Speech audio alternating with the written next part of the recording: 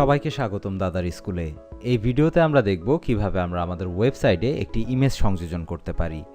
ওয়েবসাইটে ইমেজ সংযোজনের জন্য আমাদেরকে ব্যবহার করতে হবে আইএমজি ট্যাগ, এবং এই আইএমজি ট্যাগটা স্পেসিফিক সেই জায়গাতে আমাদেরকে লিখতে হবে যেই জায়গাতে আমরা ইমেজকে ভিজিবল করতে চাই। তো আমাদের এই ডামি প্রজেক্টের ক্ষেত্রে আমরা দেখতে পাচ্ছি যে এখানে একটা হেডিং আছে এবং প্যারাগ্রাফ আছে।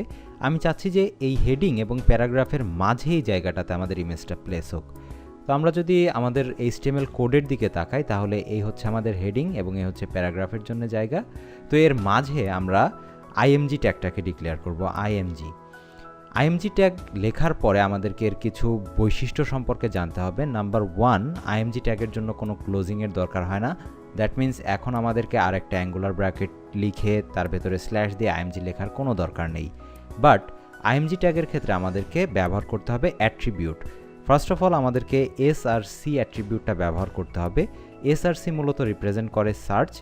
এই অ্যাট্রিবিউটের ভ্যালু হিসাবে ডাবল কোটের ভেতরে আমরা একটা ইমেজের নাম এবং তার ফরম্যাটটাকে লিখে দিব।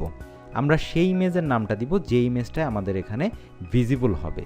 তো এখানে একটা জিনিস বলে রাখি যে এখানে ফাইল ম্যানেজমেন্টের একটা কনসেপ্ট আমাদের কাজে লাগে। ফাইল ম্যানেজমেন্টকে খুব সহজভাবে যদি বলি যে আমরা যেই ফোল্ডারের ভেতরে আমাদের HTML ডকুমেন্টটাকে সেভ করছি সেই একই ফোল্ডারের ভেতরে আমাদের আলাদা যে এলিমেন্টগুলো থাকবে, সেটা ইমেজ হতে পারে, অডিও হতে পারে, ভিডিও হতে পারে, তারা সবাই যদি ওই একই ফোল্ডারের ভেতরেই থাকে তাহলে তাদেরকে HTML এর সাথে ইন্টিগ্রেট করা এবং আমাদের ওয়েবসাইটে তাদেরকে রেন্ডার করাটা অনেক বেশি সহজ হয়ে যায়।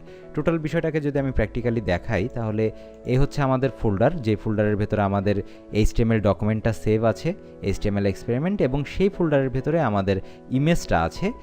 এই ইমেজটাকেই আমরা এখন এই ইমেজের নামটা এবং তার ফরম্যাটটাকে লিখে দেব আমাদের HTML কোডে এসআরসি অ্যাট্রিবিউটের ভ্যালু হিসাবে। সো আমরা এখানে লিখছি স্টিভ এবং তার ফরম্যাট হচ্ছে জেপিজি। এই অবস্থায় Ctrl+S প্রেস করে আমরা যদি আমাদের ব্রাউজারে ব্যাক করি এবং রিলোড দেই তাহলে দেখতে পাবো যে হ্যাঁ, প্রথমে আমাদের হেডিংটা আছে, তারপরে স্ক্রোল করে দেখতে পাচ্ছি যে একটা ইমেজও চলে আসলো, তারপরে প্যারাগ্রাফ আছে এবং আমাদের সেই ক্লিক করার অপশনটা আছে। দ্যাট মিন্স লিঙ্কড অবস্থায়, যেটা আমরা এর আগের ভিডিওতে দেখে আসলাম। সবই ঠিকঠাক, বাট একটাই প্রবলেম যে আমাদের ইমেজটা অনেক বেশি বড় আকৃতি নিয়ে চলে আসলো। তো এখন এই প্রবলেমটা আমাদেরকে সলভ করতে হবে। এই প্রবলেমের সলিউশনের জন্য আমরা আমাদের আইএমজি ট্যাগের ভেতরেই আরও দুটো অ্যাট্রিবিউটকে ব্যবহার করব।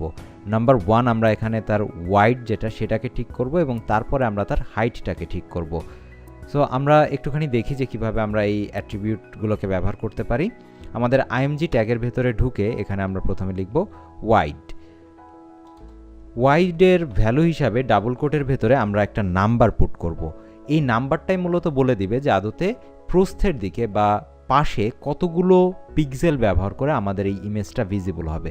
তো এখানে আমি 240 পিক্সেলকে বলে দিচ্ছি 240, এবং একইভাবে height HEIGHT height equal double কোটের ভেতরে হাইটের জন্য আমাদেরকে একটা ভ্যালু দিয়ে দিতে হবে, সেটা আমি আমাদের এই কেজের জন্য দিচ্ছি 350। Ctrl+S। তো আমি এই আইএমজি ট্যাগটাকে আরও একবার বলে দিই খুব সংক্ষেপে যে আইএমজি ট্যাগটা ইমেজকে ব্যবহার করার জন্য আমরা নিয়ে আসি আমাদের HTML কোডের ভেতরে। তারপরে এসআরসি অ্যাট্রিবিউটটা ইমেজটাকে, স্পেসিফিক যে ইমেজটাকে আমরা ব্যবহার করতে চাই সেই ইমেজটাকে খুঁজে বের করে। ওয়াইড অ্যান্ড হাইট অ্যাট্রিবিউট দুটো দৈর্ঘ্য এবং প্রস্থে আমাদের ইমেজটা কতটুকু হবে সেই জিনিসটাকে ডিফাইন করে দেয়। তো আমরা যেহেতু আমাদের ইমেজের জন্য ওয়াইড এবং হাইটটাকে স্পেসিফাই করে দিলাম, এই অবস্থায় Ctrl+S বাটনে প্রেস করে আমরা যদি আমাদের ব্রাউজারে ব্যাক করি এবং রিলোড দেই তাহলে দেখতে পাবো যে হ্যাঁ, এখন আমাদের ইমেজটা তার পাশে 240 পিক্সেল ব্যবহার করছে এবং হাইটের দিকে, দ্যাট মিন্স উচ্চতার দিকে, সে 350 পিক্সেল ব্যবহার করছে, এবং এখন জিনিসটা আগের থেকে লট মোর বেটার। তো এই ছিল আমাদের ইমেজ ব্যবহারের প্রক্রিয়া। হোপফুলি সবার কাছে কনসেপ্টটা ক্লিয়ার। পরবর্তী ভিডিওতে আবারও দেখা হচ্ছে নতুন কোনো টপিক নিয়ে। Have a great day.